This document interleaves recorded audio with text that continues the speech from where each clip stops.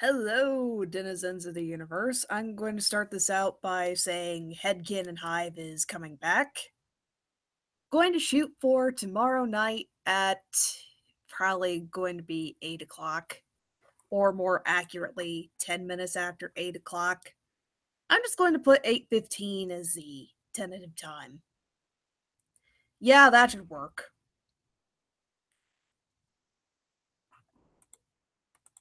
Otherwise, I just found the Pickle Rick trailer on on my Tumblr feed. I'm going to put a link in the chat, or yeah, up to the side here. Pickle Rick! That was one of the big highlights of what's yet to come in Rick and Morty Season 3. Rick turns himself into a pickle. It's kind of fun that the trailer for this episode is Beth taking Morty and Summer to see the counselor. And it's one of those, how does that make you feel sessions? What I find the most unnerving about it is just how condescending Beth is, and just how she tells Morty and Summer, no, you're not allowed to talk until I tell you you can talk. And she refers to them as disciplinary cases. Just, what the hell? And the fact that they're all dressed up like that, like they're preparing for a really formal meeting or something. Definitely curious to see what direction that takes, but it definitely looks like Beth's attempting to clean up their act, per se, or clean up their image in some way, shape, or form. And we'll see more when the actual episode premieres, just pointing out observations or things about that particular trailer that really stood out to me, aside from the discussion about Pickle Rick. I also find it interesting that they didn't just go ahead and pick a scene where Morty or Summer are interacting with Rick as a pickle. They decided to go ahead and pick the counseling session clip instead. But then again, people have already seen GIFs and short clips with Pickle Rick, so not really sure what else to say about that. I guess I could use this as a segue to transition into talking about the second episode of Rick and Morty Season 3. What's everybody think of that? It was definitely an homage to the craziness and surreal atmosphere that is Mad Max. Definitely a love letter to the movie franchise. And I was surprised that they didn't just retcon the whole Beth and Jerry getting a trial separation or divorce thing. Looks like that's going to be a major part of season 3. I'll admit I did really enjoy Morty and Summer using the whole Mad Max craziness as a means to cope with their parents going through a divorce, and then the weird one-off romance Summer had one of the one of the guys there. God, I forget his name. I forget the guy's name, but and they were there for about a week. They sped up to modern everyday comforts, and Summer immediately found a similar situation to what Beth had with Jerry, which is kind of unnerving. The whole she does all the work and takes care of domestic chores and such. Well, he kind of sits around and watches TV. Like they they aren't communicating as well as they should, or they're a pretty poor match. I'm tentative to directly compare them to Beth and Jerry, since we don't really have much context or frame of reference for the Mad Max guy's personality, or but there's enough there that you can compare their brief fling or romance to that of Beth and Jerry. That's kind of an interesting thematic parallel or reference that came up in that particular episode. There's probably also some really unnerving stuff or psychological elements that you could pick out from Morty's strange relationship with the big muscular arm. How the arm had its own agenda and stuff, but I don't know. I don't want to go too nuts with overanalyzing characters or situations and scenes in Rick and Morty. There's some scenes that you can pick up and look at, sort of analyze in some respects, but there's only so much or so far I'd really want to go. When it comes to Rick and Morty's overall presentation or a given episode, something that seems profound or a major part of a character, it could very easily become a dead end or just stop and go absolutely nowhere.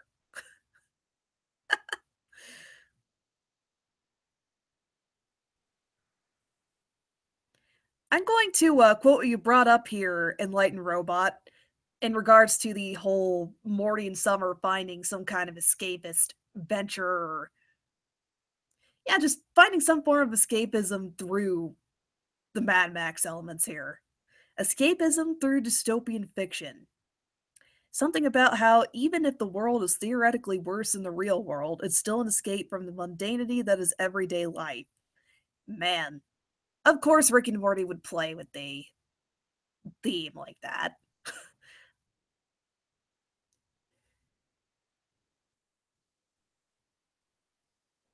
Yeah, unfortunately that's all I really have to say about that particular episode. When it comes to Rick and Morty as a whole, or going to go back to the other point I was discussing, how one scene might seem poignant or meaningful. Like let's go back to the season 3 premiere episode, particularly the scene where Rick was talking about his quote unquote tragic backstory. There are certain scenes that you could pick out from that and wonder, is there some grain of truth to this? But at the same time, there may not be any grain of truth to it at all. It could easily be just a giant fabricated story with no ties to anything about Rick's personality or background. I wouldn't put it past the show to build up something so much and then just completely pull the rug out from under the audience's feet and say, nope, nope, this was just a one off episode thing or just a trail going nowhere. Like think of the character Mr. Poopy Butthole.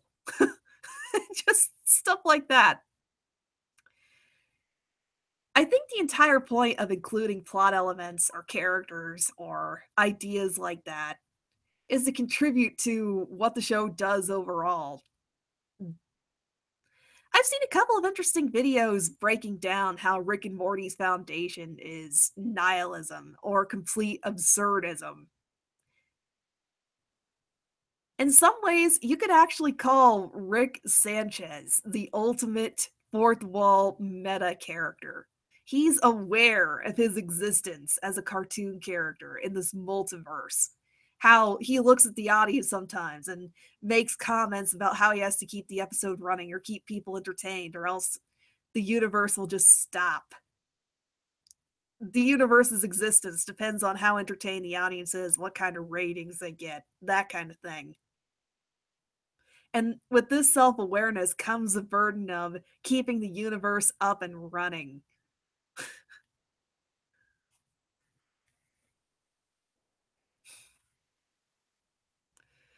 Yeah,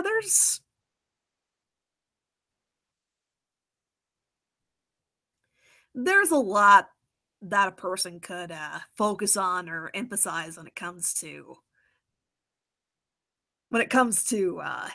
Rick and Morty, from any of the characters to the dysfunctional family to yeah, there's a lot of ground that you could pick at and cover. Not really going to do so here since well, with the whole talking about the series basis and looking at nihilism as a philosophy or openly embracing and adopting it, some of the absurd elements or aspects in there, I definitely want to do a lot more reading or research on both of those particular concepts first. And probably do a much more specific breakdown, like how certain features or parts of an episode or character really fall in line with that theme.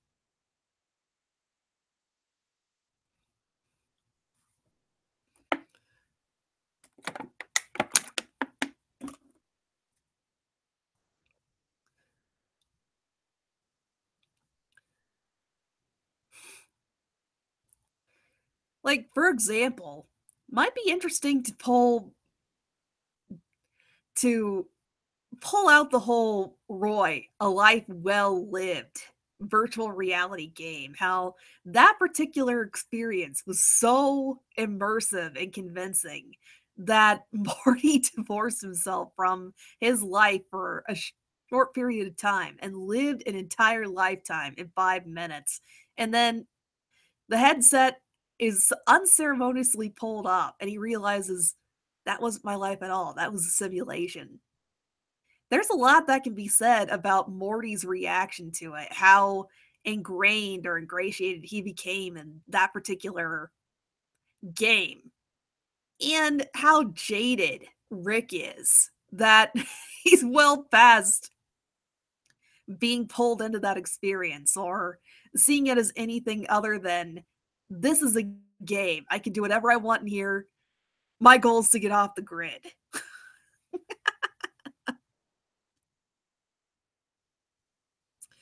There's a lot that can be said about that. I've been thinking a lot about been kind of thinking about how that particular joke was executed and set up, the whole Roy thing. Since I recently watched an episode of Star Trek The Next Generation where Jean-Luc Picard experiences an entire other lifetime before being snapped back to his reality. And the series covers the repercussions of him having experienced that in several other episodes.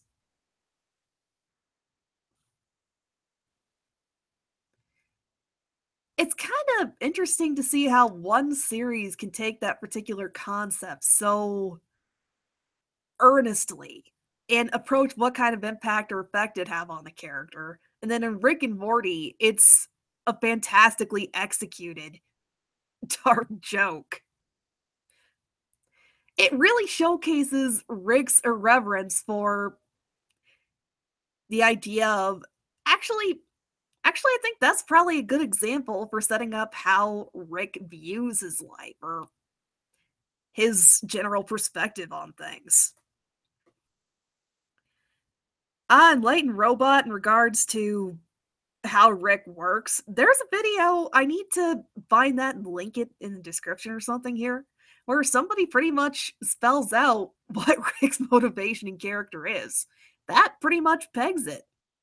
He got bored mundane with his mundane existence, wondered if there was something else out there, got to know or pretty much figured out how the universe is constructed, how life works, how every little thing works.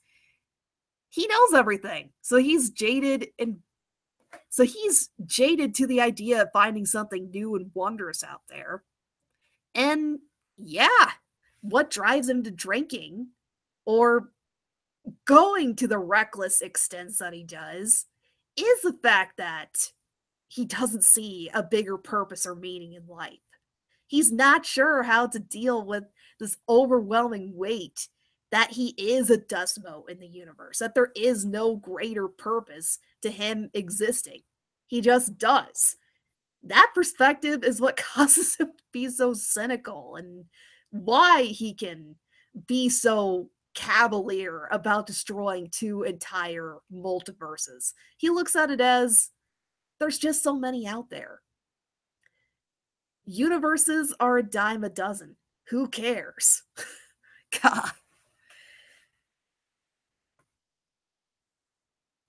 As a character, Rick fascinates me. I can't really think of any other characters that hold his particular perspective or take on things.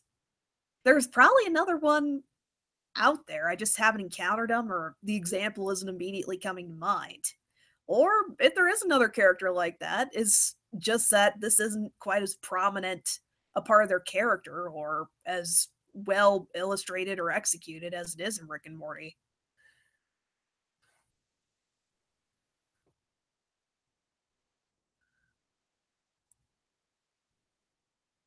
I haven't seen The World's End. I'll have to check that out.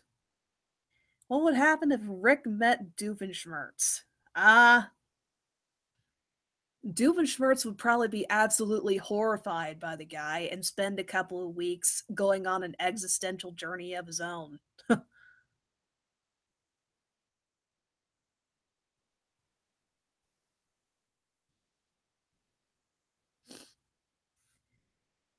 Ah,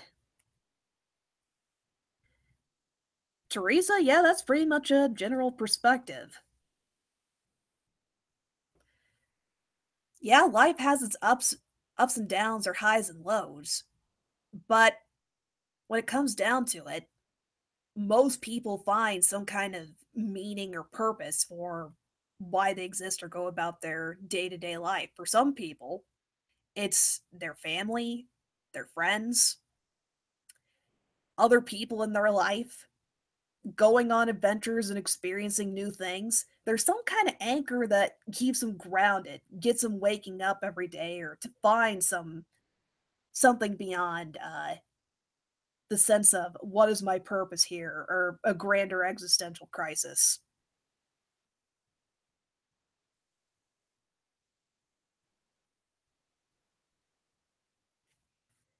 I was pretty much generalizing what kind of perspective they set up for Rick. He's pretty much the embodiment of what's the ultimate character. How would somebody react if nihilism was the core of their character? What their ultimate perspective on life was.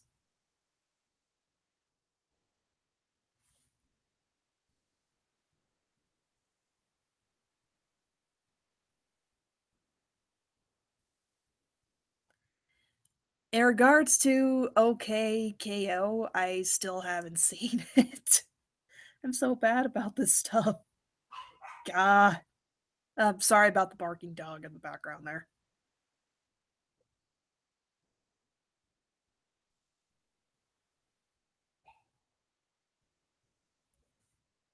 Oh, okay, so I was wrong on that. My bad.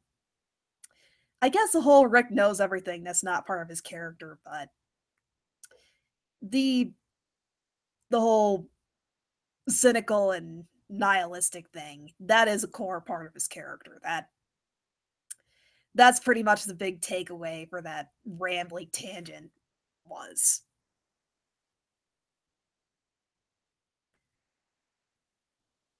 I need to go back and rewatch some episodes of Phineas and Ferb. I remember Doofenshmirtz being the one of the big highlights of the cartoon. Like he and Perry, they were pretty much the entire reason to watch the cartoon in the first place.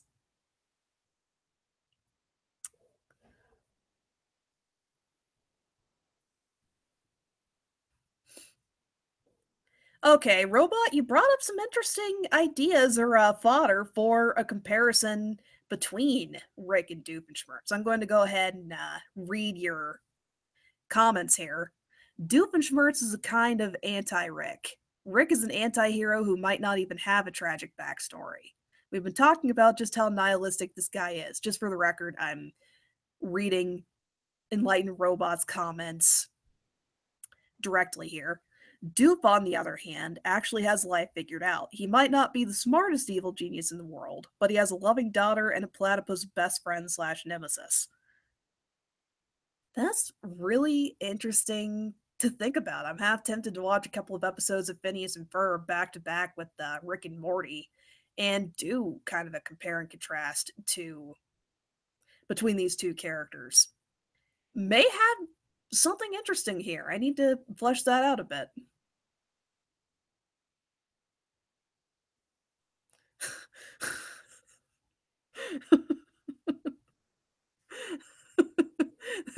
That that comment just came out of left field there, Austin.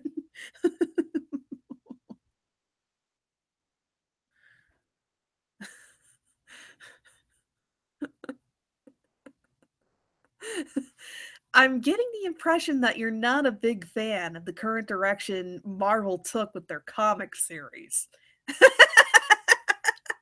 I can't really comment too much on that since I do not follow comics very regularly. I'm one of those horrible casuals who just goes and watches the live action movies in theaters every so often. I was one of those people that didn't really know much about Iron Man or show much of an interest in him until Robert Downey Jr. came graced the silver screen with his performance as a guy. Robert Downey Jr.'s performance in the live action movies is Iron Man to me. I'm that kind of person.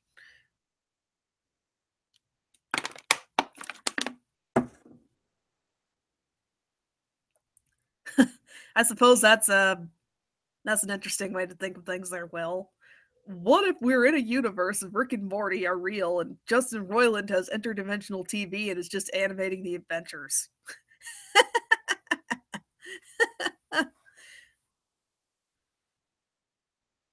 Ah, okay. Well, whoever made that video, Austin, they're definitely showing major sarcasm.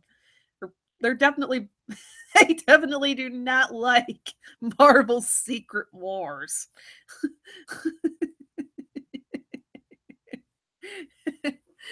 It was pretty funny. It almost has me half tempted to look up this particular video, or better yet, trace it back to the source. Like, read through Secret Wars just to have context.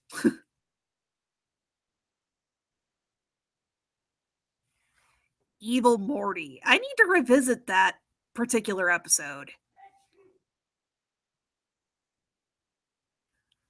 On another Rick and Morty related tangent, there was a recent announcement from McDonald's that the Szechuan sauce is coming back. I'm not sure if I linked this last time or not.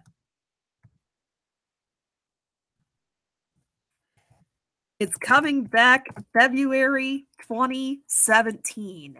There was a video feed or some kind of link on Twitter where it was a time lapse where somebody slowly pulled out a great big jar of Szechuan sauce. And I think that was a reference to the ridiculous note they attached to a bottle that they sent to Justin Roiland.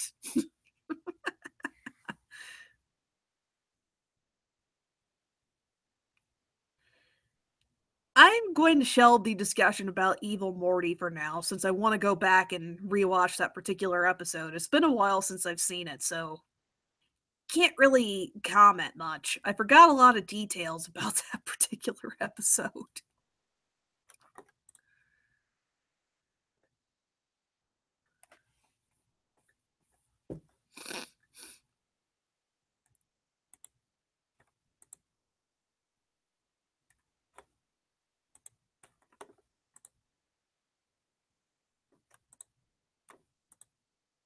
Just kind of clicking around here, checking out stuff on my feeds. I never have anything really set up or prepared for this kind of thing.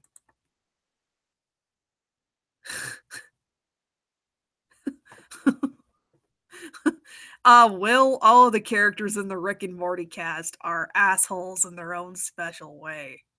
Rick is the most obvious example, but all of them have some kind of quirk or trait about them.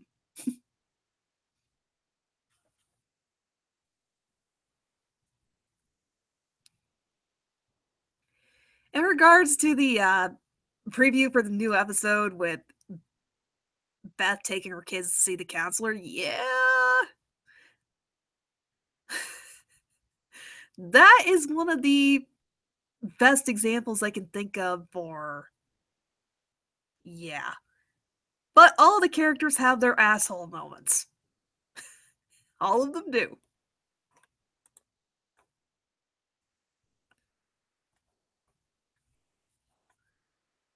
I'm going to go off on a bit of a tangent here. I was thinking about this topic a bit earlier today.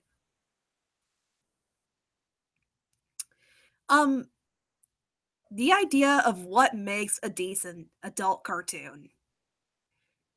As much as I like Rick and Morty, to be brutally honest, of all the adult cartoons on the air right now, I'd have to say that my favorite is Bob's Burgers. I was watching through a couple of episodes of that again today, and I just like how I I just like how the series is written. I love the comedy and the interactions between the main cast and characters there. I remember reading an article for how they set up the dialogue or how they go about recording the dialogue for the characters. There's kind of a loose script, and most of the dialogue is just ad libs between the actors, or rather, the voice actor cast. And a lot of the voice actors have comedy careers or they have backgrounds as comedians in some way, shape, or form. I think that adds a lot to how natural and organic the interactions between the characters are, where some of the funniest and most bizarre lines come from.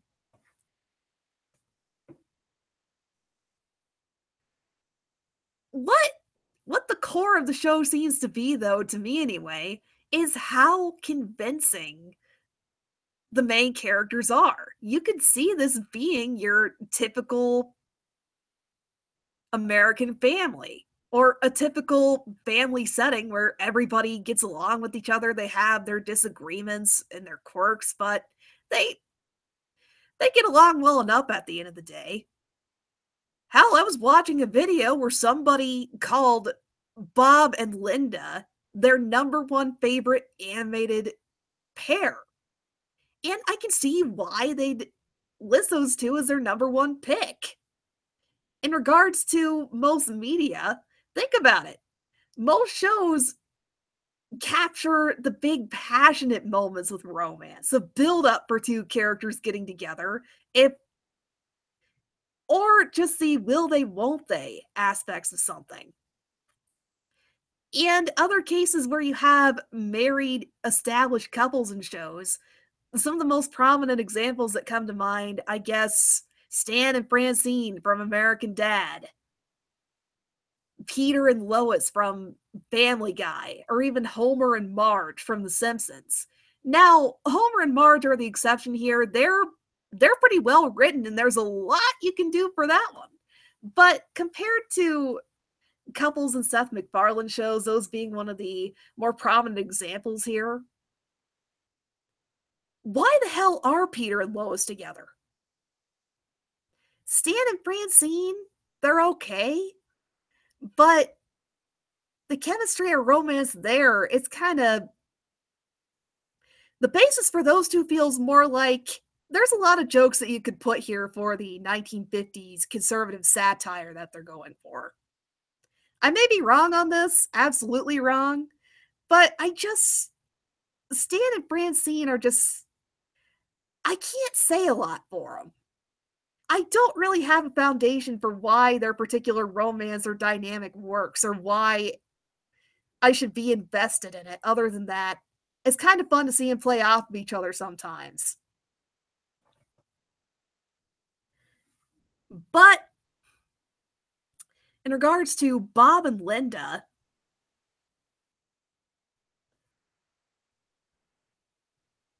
it's they come across or their interactions are pretty much what you'd see in an older couple that expresses love and affection for each other. They've settled into a normal everyday routine. They bounce off of each other fairly well. They pretty much are an example of what an older couple would be like, where you can tell they're still in love, they get along well enough. That's pretty much the ideal that most people would be shooting for, what some of the longer lasting couples would end up being.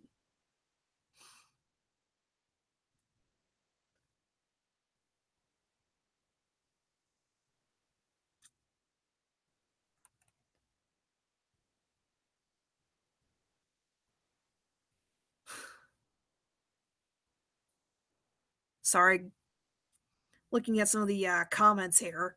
I'm gonna go ahead and change the title for this. I wasn't trying to go for a clickbait stream, okay? That wasn't my intention. Pickle Rick was pretty much the start of the discussion, but in regards to what live events and such are on this channel, it's just bullshitting or talking about whatever comes up. It just kind of starts somewhere and then flows from there, okay?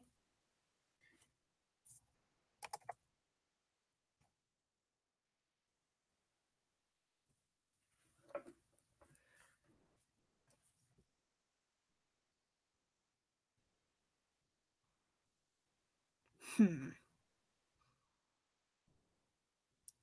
Yeah, I'm gonna go ahead and take your suggestion, Matthew. Bullshit the stream.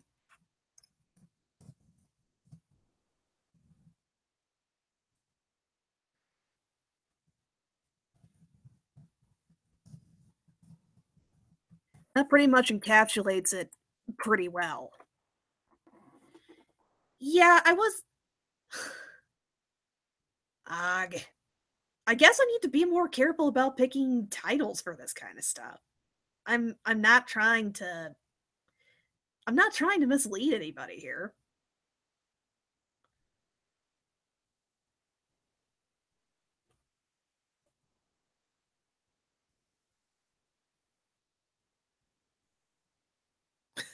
I know you I got the impression you were. Well, I renamed it Bullshit the Stream anyway because eh, it works. Half the titles are pretty much random nonsense anyway, so why not? At least this way, if someone sees it.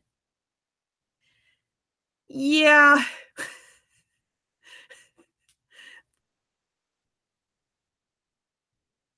In regards to coming up with titles, it's a lot easier to come up with a title for a one off topic specific video where I already have a script cobbled together and that kind of thing. But something like this, no, not so much. Meh.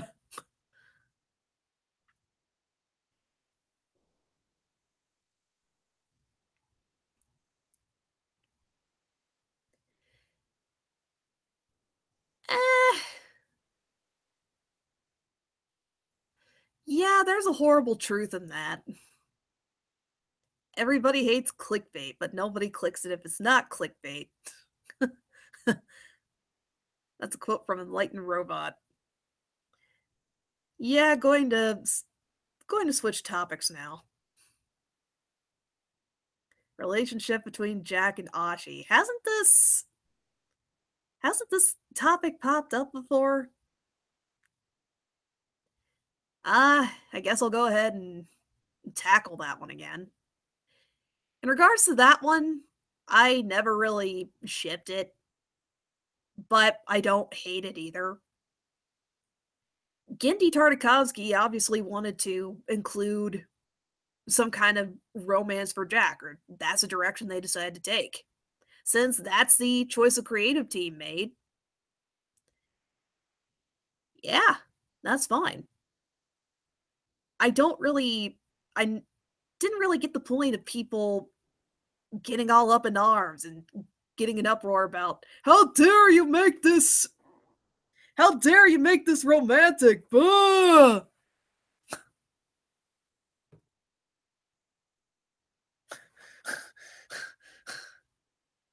And the whole Jack and Ashi thing, the controversy around it, I'm okay with just letting that die a horrible, fiery death. The only comment I really have about it is that I really wish they would have given the team more episodes to work with, that they would have had more time to flesh out and develop the story like they wanted to. I did really like the sci-fi B movie episode where Jack and Hashi get together. That one was fun. I enjoyed that episode as a whole. Just kind of on Jack and Hashi, but a lot of that just has to do with I wish they'd had more time to flesh out the characters and develop them.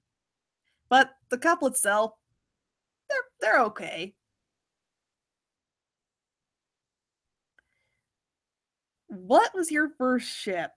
Ah,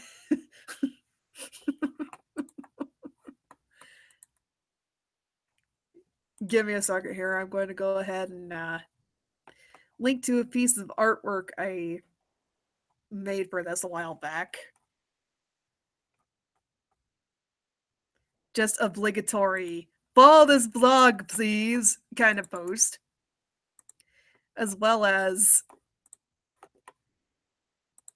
giving some context, I suppose.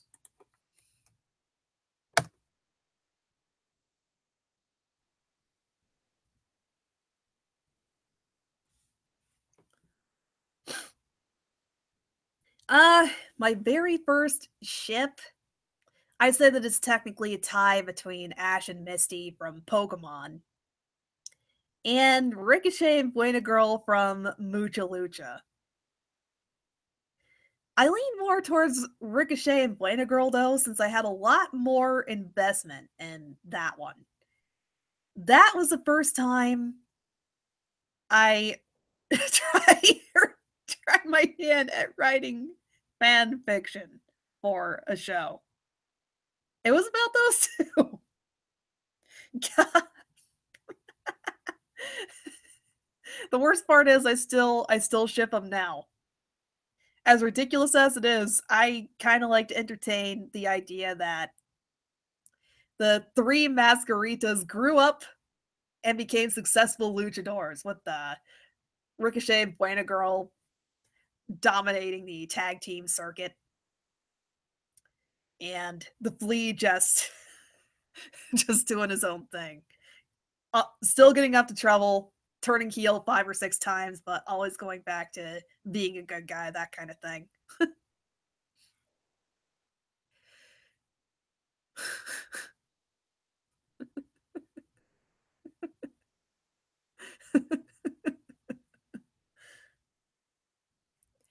Some of the other ships that I've had over the years that I don't really think I've brought up on the channel or really discussed in as much detail as I would have liked.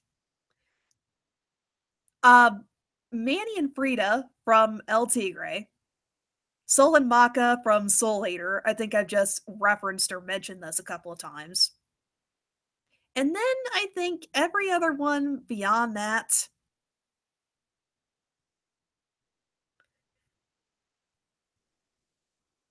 it's ended up being discussed on the channel or drawn in some way, shape, or form.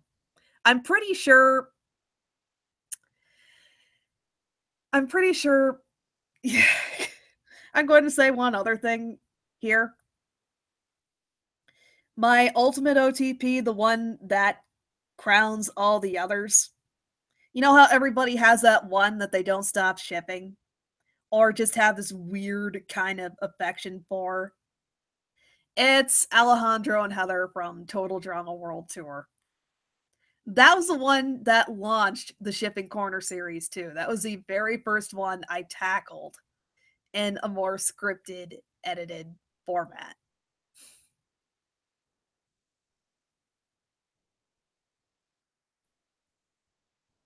The Flea X Evil Toilet. I love that.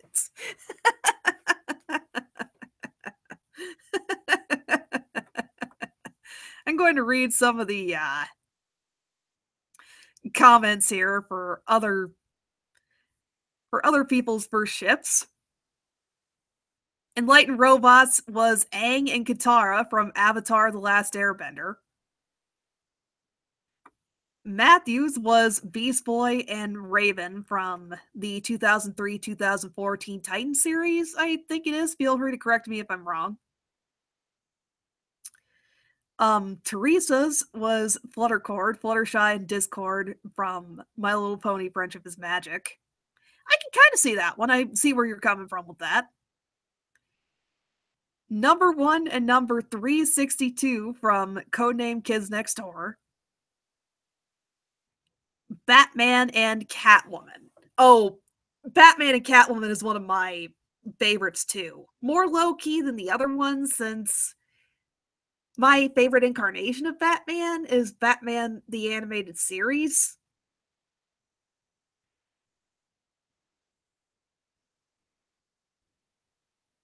Oh, here's an interesting one. The Rose Most and Meanie Cream cake from Chowder.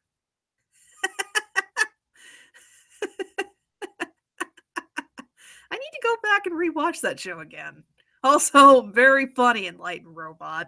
Scrooge and the black void surrounding her avatar. For the record, I have a partner that I'm very happy with, so the black void is gonna have to go wait in line.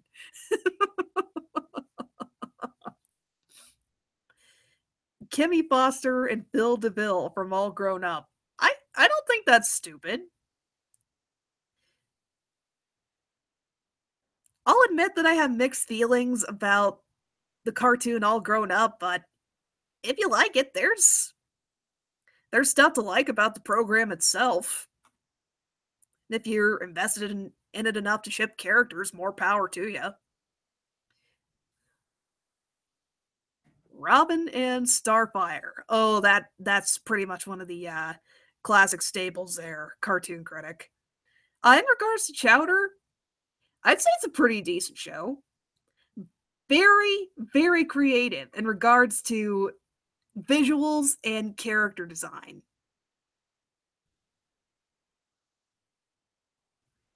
Wispy Woods and Krakow from Kirby. Am I going to I'm sorry, man. I don't have much context for characters or concepts from Kirby.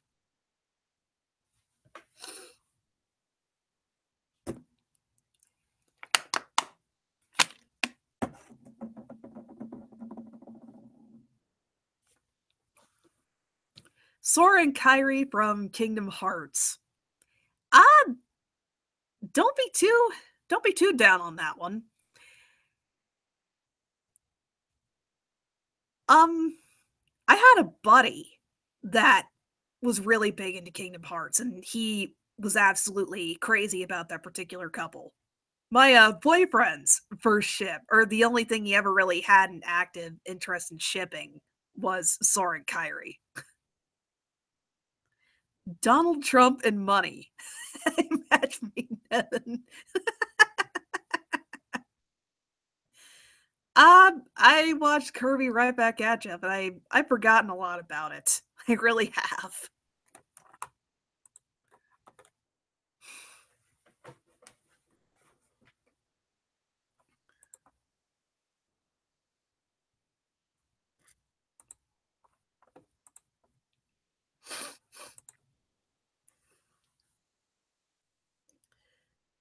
The most recent thing I've seen for it, the most recent thing I've seen for Kirby right back at you was some kind of 10th or 20th anniversary special, I think it was, where they made this really campy homage or tribute to Kirby right back at you. That one was fun. Also, in regards to whether or not Sora has a thing for Kyrie, I have no clue. I do not know much about the Kingdom Hearts series. I remember listening or my buddy would go on about it for the longest time, but all the biggest thing I can figure about it is that you have Mickey, Donald, and Goofy covered in belts and zippers. You have a convoluted storyline where the shadows are the heartless, or the heartless are the shadows, and they were pulled from the null void, and they're trying to find Sonic Screwdriver to help out Doctor Who. And poking fun at how convoluted the storyline was.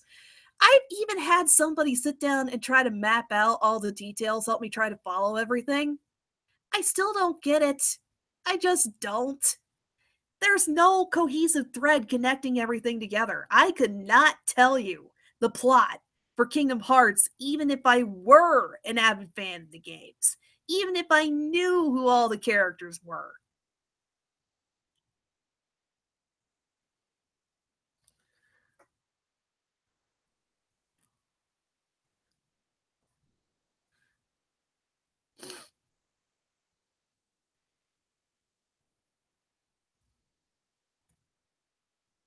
Kid Wicked. That name rings a bell, but man, I do not remember who that is off the top of my head.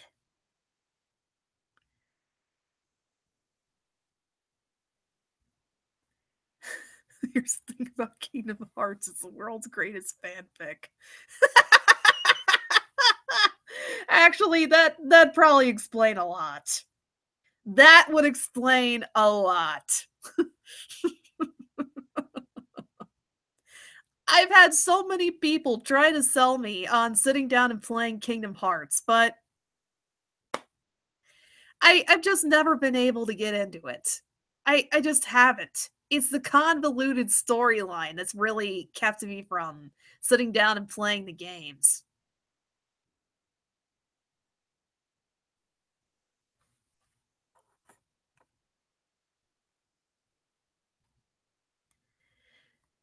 Ah, this is Lotso in regards to that particular comment about Danny Phantom. Yeah, that's pretty much a given. I'm not going to open up that can of worms. I'm sorry. I'm not opening that can of worms. Oh, Teresa, I ship Dominator and Hater too. No, I shouldn't. That is one of those ships that no, it's never going to happen, never in a million years. But I remember seeing somebody's fan art and fan fiction that kind of sold me on the idea of what would happen if there was some kind of dynamic or shared love here?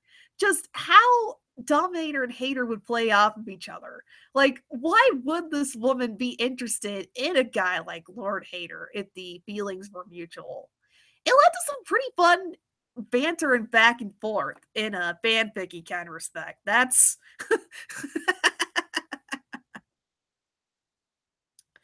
that that was that was what got me shipping it. Just the idea of their personalities bouncing off of each other. I don't know. It kind of had an odd couple kind of feel.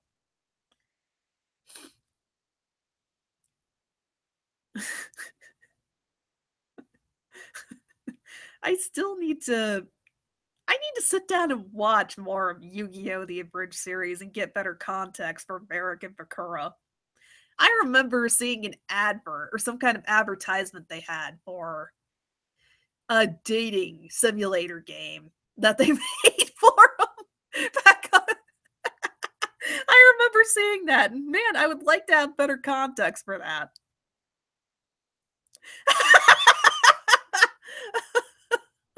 Oh my god, what is it with you guys and shipping me with weird ass shit? So there's the anthropomorphized black void and now a can of worms. Come on. If you're gonna ship me with something or somebody, can you pick Lord Dominator? Please and thank you.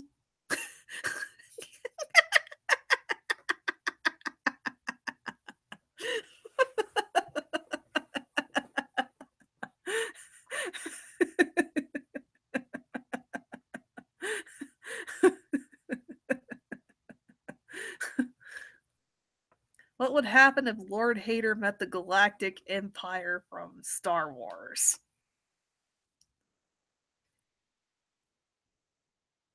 I'm pretty sure Lord Hater's trying to build up his own galactic empire. And that a lot of aspects or elements of Wander Over Yonder are some kind of satire or no parody is the best term here.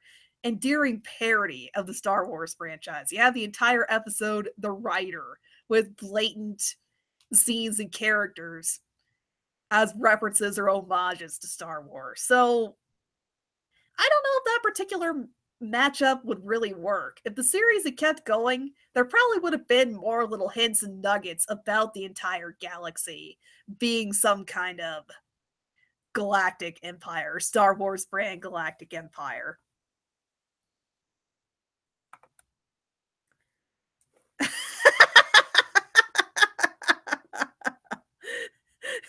Man, you guys are mean.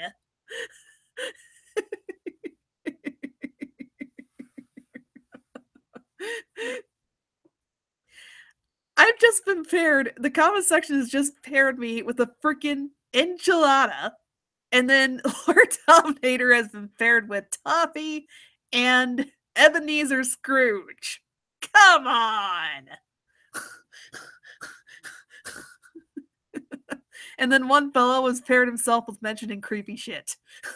Okay.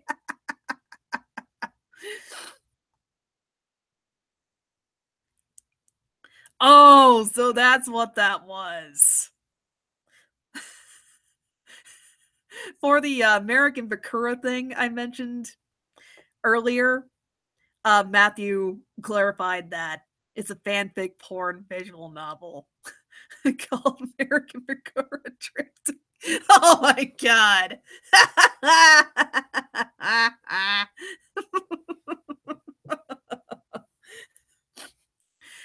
Cartoon Critic pairing me with the Headcanon Hive members. No. No. Not going there.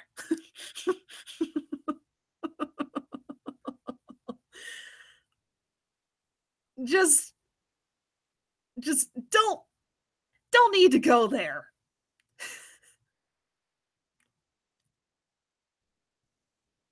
Speaking of that particular topic though, I am kind of working on a short story where the premise was there's a guy that hosts a podcast with a couple of buddies, and he has a personal demon or this outside demon figure that thought it was funny to pair him with one of his co-hosts, and it's just kind of them bantering back and forth about why did you start this fandom around me being paired with other people? Just I don't know. I'm still trying to flesh out the concept. I don't want the story to be too long because there's really only so far that you can take a premise like that.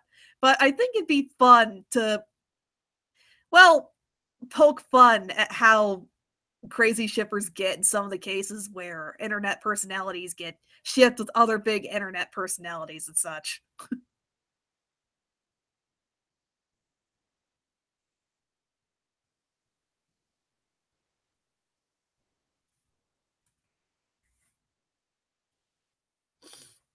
Scrooge McDuck and Ebenezer Scrooge. That's definitely a very odd, surreal pair, Will. Not sure not sure how well that would really play out considering Scrooge McDuck's entire character is that he's a parody of the classic Scrooge.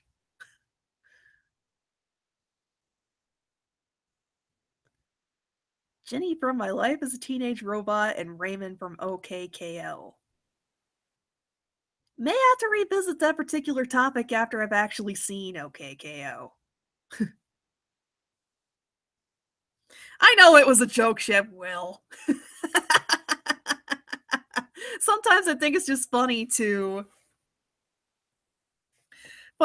bring up. Sometimes I think it's just funny to play along with it and take it seriously. Pretend to take it seriously just to get a reaction. I don't know. McDuck is Ebenezer's OC. Oh no, no. Oh god. Can you imagine somebody writing some really long long thing where they're playing with the idea of what if Ebenezer Scrooge wrote him created a self-insert or turned himself into an anthropomorphized duck and chronicled his adventures. Look, okay, I'm done. I'm done. I'll bet somebody's probably made a fan fiction where Ebenezer Scrooge has Scrooge McDuck as his OC. Just, I'll bet there's some kind of meta fan fiction out there floating around. Trump McDuck, NGOC. Oh, NG. Oh my god. Why has Trump been popping up so often in this comments section? I guess he's the favorite poster child for meme culture or something. Scrooge McSalvage. Okay. Since Trump was brought up, I am going to link everybody to my new favorite thing at the moment. I've I've mentioned a couple of times that I am an unabashed Trekkie. I like I like Star Trek.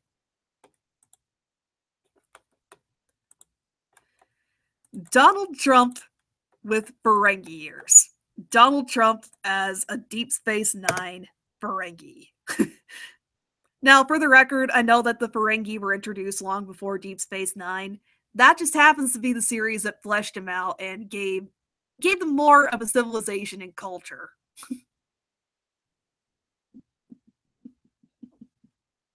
What I just linked is a picture of Trump with Ferengi ears photoshopped onto him. That's just Donald Trump.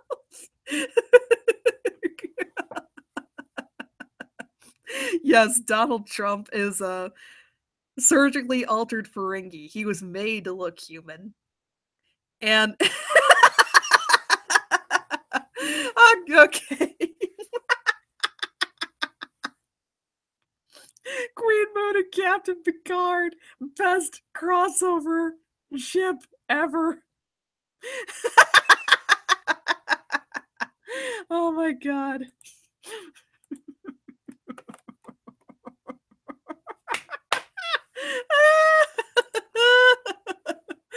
Okay, better drop that particular topic it before it gets worse or goes anywhere else. Oh.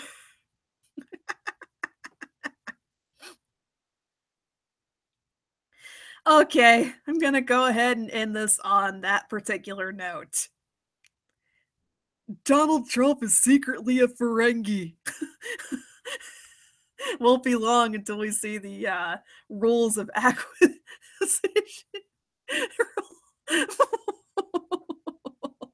Would Trump make a good Sith Lord? Oh my god. Okay, I'm stopping that right here before this goes any further. Good night, everybody.